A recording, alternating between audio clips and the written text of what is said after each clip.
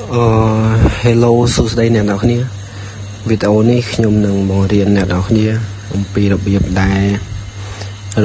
បិទពេលដែលយើងបើកកុំព្យូទ័រមកវាមានលោតកម្មវិធីញ៉ៃអញ្ចឹងយើងធ្វើឲ្យកុំព្យូទ័ររបស់យើងវារៀងគាំងនេះពេលខ្ញុំបើកមើលគឺវាលោតនេះឃើញវាលោតកម្មវិធី ChatGPT មកហ្នឹងអញ្ចឹងធ្វើឲ្យកុំព្យូទ័រយើង slow អញ្ចឹងដើម្បីយើងបិទវាទៅដើម្បីកុំឲ្យវា slow អញ្ចឹងមុនដំបូងយើងចុចមកកន្លែង search កម្មវិធីរបស់យើងមកខ្ញុំចុចខ្វែងអាហ្នឹងមកទៅខ្ញុំចុចមកកន្លែង search មកយើងវាយ system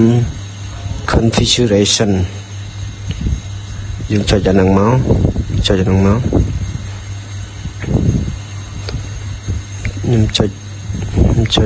កបន្ទាប់មកនេះវា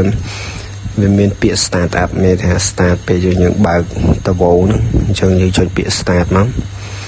ដែលយើងពាក្យ open test manager ទៅនេះយើងមកមើលកម្មវិធីហ្នឹងកម្មវិធី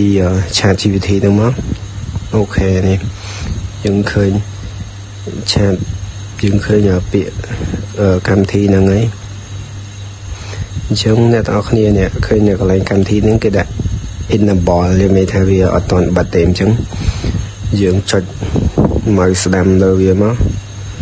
ដើម្បីមករកពាក្យដាក់ឲ្យវាទៅជា disable ដើម្បី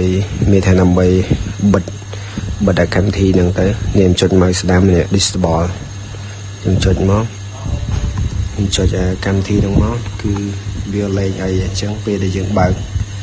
ម្ដងទៀតមកគឺវាលេងមានបញ្ហានេះយើងចុចមកចុចខ្វែងចោលទៅបើសិនខ្ញុំពេញចិត្តកុំភ្លេចចុច subscribe អរគុណ